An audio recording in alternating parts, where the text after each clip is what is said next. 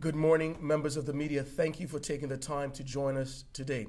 At this time, we are going to introduce the incoming Commissioner of Police for the Bermuda Police Service, Mr. Stephen Mark Corbishley.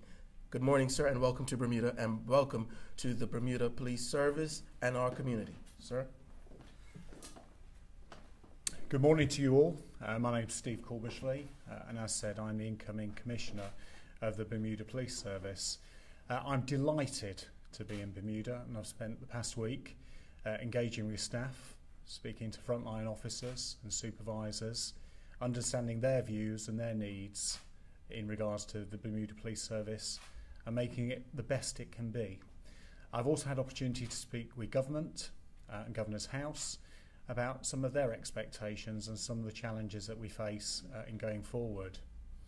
I have extensive experience in policing in the UK with the National Crime Agency and indeed overseas, and I come to Bermuda excited to take on the role and to be able to offer my experience in leading this exceptional service in going forward.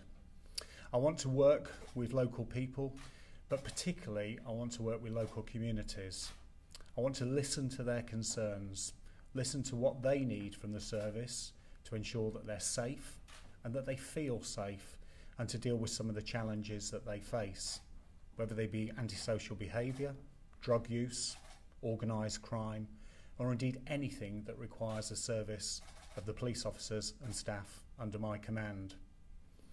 I look forward, when I start office at the end of this month, to speaking with staff and also other colleagues about the plans we need to put in place in going forward. The Bermuda Police Service is not unique to other police services around the world. The challenges we face in regards to cyber criminality, serious and organised crime and child protection are issues that we need to recognise and issues that we need to address. We already have significant expertise within the service to deal with these issues, and I will support and enable them to become even better in tackling some of those issues. And importantly is to work with partners who can greatly assist in addressing some of these problems. I'd like to take some questions from you in regards to my role and how I plan to go forward, but I'd like to end in regards to saying that my welcome to Bermuda has been absolutely amazing. My family will be joining me for my time here, and they too are looking forward to being part of the local community. Thank you very much. Could you actually say your name and what agency you're representing, please? Gary Marino, Bermuda Broadcasting Company. Mr. Corbishley, first of all, welcome to Bermuda, and I extend my condolences and the support of Manchester City. Be that as it may, you said that you had discussions with the governor as to what they're expecting or what they would like to see happen during your tenure as commissioner. Are you able to share any of what that might have been with us? I'm quite happy. Certainly the Governor's need is to build on the excellent legacy left behind by the outgoing Commissioner, Michael De Silva, and I wish him well in his retirement. And some of the challenges I've already touched upon, enabling the BPS to be able to deal with issues around serious and organised crime. And to that extent, you'll be aware that our track record around this area is exceptional, particularly in dealing with gang-related issues and for us to continue to enable people to be safe. There are other challenges around child protection, and already we're making great progress in that area, but we need to recognise some of the issues that perhaps relate to internet use and how offenders behave. And the other thing, and it's a discussion I had with the Minister for National Security the other day, is the aspects of ensuring that Bermuda's safe, particularly in regards to counter-terrorism and the things that we put in place to ensure that Bermuda remains the safest it can possibly be. And that will involve us working with other partners internationally in regards to coordinating our effort. On that score, 2 Bermudians were arrested recently in England on allegations of terrorist activity. Have you been party to any discussions with that regard? I'm not aware of the detail in that regard, but of course issues like that, when I start as Commissioner, are issues that I need to be fully briefed on to understand perhaps some of the consequences of Bermuda, how we respond to them, and how we ensure in going forward that we share information and also look at any lessons learned that we may need to take on board. Owen Johnson Barnes with the Royal Gazette. Do you think that the effects of December 2nd protests have affected Bermuda's perspective on the police service? And is there going to be rebuilding in the community that needs to be done? Oh, and I only have very limited knowledge of those protests, so you'll have to forgive me being able to respond in detail. But of course, any unrest or any sort of social concern will result in issues around confidence.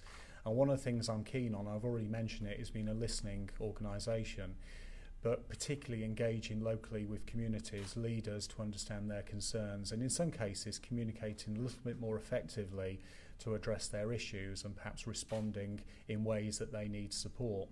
And of course, issues like has happened in December, I'm not saying will happen again, but we will get those moments where we need to be quite forward and proactive, engaging with people and understanding some of the risks, as opposed to perhaps sitting back and waiting for those concerns to arise.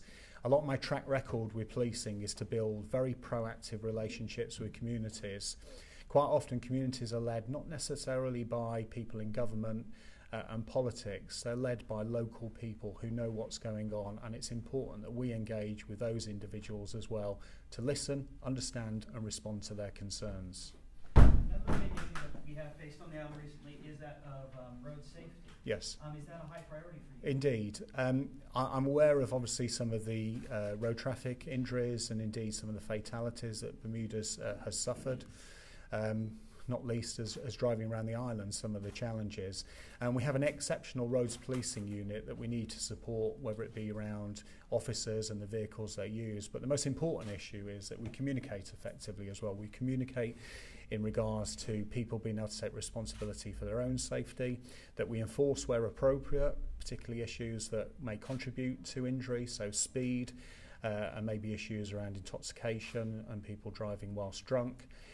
But importantly is also to look at some of the lessons learned. So if we do have a particular incident, what are actually the consequences that cause that problem? Is it a given location? We work with partnership in other agencies to make the roads safer. Trevor, sir, welcome to Bermuda. Trevor. Thank you. CNN Bermuda. The drug interdiction team, narcotics, it seems that in their department is taking a backseat. Drugs are coming into Bermuda left, right, and center. Any focus on tackling these issues? Okay. Again, it's early days for me to know the details, so perhaps it's difficult for me to respond with the knowledge that's needed. But as an observation, the importation of drugs by serious and organised crime is a focus that we take very seriously, and particularly with engagement with other international partners. And I'll be looking at working with my deputy to refresh and review how we approach that. Importantly, though, that those that perhaps have addictions to drugs, firstly and foremostly, I will look at that as a health issue, because criminalising perhaps people that because of their drug use, whilst it's important to deal with them in an enforcement way, they need to be given the support to perhaps get out of that process. So working again in partnership, giving them opportunity to change their behaviour by removing their addiction and supporting them in being able to rehabilitate into the local community. So there is no one size fits all, and it's important that we don't simply look at arresting ourselves out of the problem. I need to work very much in partnership with other agencies in how we deal with these issues to make sure that Bermuda's safe. But I give total reassurance that drugs are a high priority because they're linked to serious and organised crime, social disorder, antisocial behaviour is very, very clear. So we do need to have very clear focus in how we tackle it. You're coming into the Bermuda service at a time when, based on information coming from among the ranks, morale is at a low. How do you plan to address that? Well, I may challenge you back and question whether or not morale is at a low, because certainly my engagement over the past few days, and of course I am the Commissioner and perhaps people are going to tell me things that they want me to hear, but I work in a way that is not about perhaps corporate meetings. I've spoken to staff individually and at length and understood some of their views. There are challenges. There are challenges around making sure that they've got the best and right equipment to do their job. There are challenges in regards to making sure that we recruit against vacancies we hold. That's in my area of responsibility, and those are the things I'm going to do. But the feedback I've had is very, very positive and very committed. But I can't be complacent, and one of the things that I'll be doing in working with the deputy on my arrival is a very clear engagement with staff, understand what their needs are, get to the heart of what they need to perform their role and respond. Because at the end of the day, the BPS needs officers that are happy, positive, confident and able to do their job.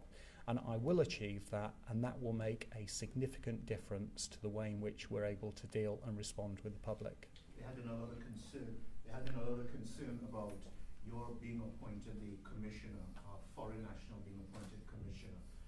There was thought, they had another talk as well both in the public as well as in the House of Assembly. How do you see that impacting your time here as commissioner? Well, I am different. You did describe me as a Manchester City fan before, and I used to be ginger in an earlier life. So I do have some diverse issues myself. Look, but let's not miss the point, okay? One of the comments said is the concern around a non-Bermudian being appointed as the commissioner. It misses perhaps some of the tremendous work that's done inside the service to talent manage and progress people to achieve their highest potential and the highest ranks. And there was great effort in identifying not just Bermudians, but the best people to perform the role. I went through a process where I was selected, and I feel very proud and delighted. The issue for me is as much around the value I offer as opposed to the challenge I need to understand the issues of Bermuda. And I'll give you reassurance, I will listen. My family are moving to Bermuda. We want to be part of the community. I'm not coming over here on a contract just to perform a role and clear off. I want to be part of Bermuda life. But on top of that, I bring perhaps a different viewpoint, some objectivity, some experience around international policing, some of the challenges in the UK, some of the partnership relationships. So I add value to the BPS. Whilst it's not about me, I think the role that I will perform with the deputy in going forward gives not just the right direction, but an exciting journey ahead for the BPS in being able to serve Bermuda. Hi, good afternoon. Good afternoon. I just came from another press conference. The government was announcing a road safety plan for 2018, which was very encouraging. One of the things that was mentioned in there was an increased police presence on our roads. And I was just wondering if there's any other detail that you could give or the extent of that increase in presence. No, I can't give you the detail of that. Always sort of interesting when you hear about other things where police is being increased, but I'm sure that that's been discussed and agreed. And I think it's about, when we talk about increased presence, it's about the intelligence use of that presence. It's about where we put officers at key locations that make most difference. And presence is not just simply around the physical aspect of an officer. It's about the communication, the signage, the way in which we get things across. And we had a big discussion around social media this morning about how we not just communicate, but how we listen to the feelings of Bermudians and respond. And road safety does come into that regard. It's a busy island, I recognise that. And safety for people on the roads is absolutely paramount, alongside keeping Bermuda moving, enable people to work, visit and enjoy their life here. Yeah, one more question. Go on.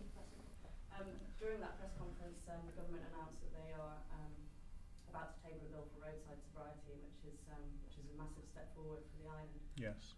One thing that isn't being fully addressed yet is the issue of speed cameras. I think the Minister of National Security mentioned that that's going to be a systematic approach to speed cameras. But are there any initial thoughts you could give to us? Speed is an important factor in some of the crashes that we're having, fatalities here. Well, having driven around Bermuda a few times this week, I'm surprised that you can get to any speed with some of the perhaps traffic congestion. But not being flippant, speed alongside sobriety, whether it be alcohol or drug use, are significant contributors to crashes and serious and fatal injuries. So from my position, I fully support the government in that regard, and we will work closely with them to make sure that we're able to deliver their strategic intentions around that. Certainly, members of the media, we have time for two questions. I noticed the hands of you, Trevor and Gary, and then we're going to have to bring it to a close. Sir, CCTV is a vital tool in Yep. England. Any thoughts of don't know if you really monitor the selection of cameras we're having here. What's your thought on? Yeah, I had the opportunity to view the CCTV suites at the control centre. I have to say I was taken aback. The quality and provision given to Bermuda is second to none, better than most, if not all, environments that I've worked in. I recognise sometimes the concern around intrusion and surveillance, but CCTV is there to protect people. CCTV there is there to monitor what takes place, and I think it's a vital part of community safety. Okay, I just have 3 quick questions. Just 3 quick questions. Bear with me, please. Bermuda remains a colony, an overseas territory, where the governor is in charge of operational policing, but the government pays budgets, the finances the police service. How do you plan on dealing with that, bearing in mind that the commissioner is in charge, but the government is actually who foots the bill for the running of the service, paying your salary and such? Okay. Because I'm sure there are going to be demands from both sides. And again, it benefits my experience. The arrangement in Bermuda is not too distant some of the UK arrangements around police and crime commissioners, where the accountability in regards to policy and direction it very much sits from me to the police and crime commissioner, not too dissimilar to Governor's House, but I have operational independency in regards to how policing is delivered. And whilst clearly strategy and direction will be set, the way in which the service will be led alongside myself and the deputy will be quite clear in regards to our independence. There is an ongoing, though muted, issue of divisions between black West Indian officers, British officers, and white Bermudian officers. It's not talked about very much, but there are always the underlying tunes. You hear about it when you visit the police club, for instance, for a sip or two. How do you intend to deal with that? Because I'm sure you would have been advised, perhaps, that there are rumblings. I think as much as I've described what we will do externally in regards to being a listening service, I'm a listening commissioner, and I will deal with those issues. Above all, officers need to be professional, and diversity works 2 ways. Diversity works in regards to the services we provide, and it's a professional expectation in regards to how officers work together. But let me throw something back at you. Actually, there's a lot of value in that. There's a lot of value in different opinion. There's a lot of value in different cultural outlooks. Bermuda has different types of communities. It has a resident community, it has a visiting community, it has a working community. And I think that actually equips us really well to be responsive and understand those needs and be able to deliver our services better. So I recognise your point, and it's an area I'll look at. I'll have clear expectations around it, but actually it's an opportunity for us to be better. 2 last questions. 2 last questions. What are we, please? One, the Bermuda Police Service has instituted, once again, stop and search exercises. It's something that's been widely debated in the UK. Is it something that you would agree with? Yeah, I think stop and search is a fundamental part of policing. It's a fundamental part of crime prevention. The issue is about its proportionality, that it's evidence and intelligence based, and it's used in a way that is professional and quite clear to the person subject of it, because it is intrusive. It stops people going around their business. But if we're going to tackle crime and disorder, if we're going to deal with some of those issues, stop and search is an important asset. But we need to be transparent. We need to monitor the people that we actually check, so we're accountable to local communities. And wherever possible, we need to look at improving the way in which we deliver that important tactic. Given all your wealth of experience and so on, why Bermuda? I spoke about this last night, and I've had extensive experience in UK policing, and the role came up, and I thought a long time about it. I spoke with colleagues that have worked in international areas, but there are a lot of international roles. I looked at Bermuda, I looked at what it offered, not just for me professionally, but what it offers for me as my family, and that's an important issue for me. And I also looked at the way in which the police work with government, spoke with Mike De Silva, the outgoing commissioner, spoke with Paul Wright, the deputy. And to say it was persuasive in regards to taking the role is an understatement. I'm delighted to be here. I'm committed to Bermuda. I'm going to be living here. I'm part of the local community. but above all, I'm the Commissioner of Police, and the BPS is going to build on its current success, and I will ensure that it improves in going forward to the future. A lot of focus on community policing based on what you say. Yeah, community policing is a fundamental bedrock. Working locally with neighbourhoods, officers being visible. It's about relationships. It's about people understanding local problems. I think a police service that's based up on officers who just fly in and then fly out doesn't necessarily work, because it deals with the issue. It perhaps doesn't tackle the problem, and some of the problems we face are not around enforcement, they're around confidence, they're about engagement, about getting other people involved. And part of the solution in many cases is actually supporting the community to sort out their own problems. I'm going to send you the membership forms for the Bermuda Spurs Supporters Club. This is where the press conference will go downhill.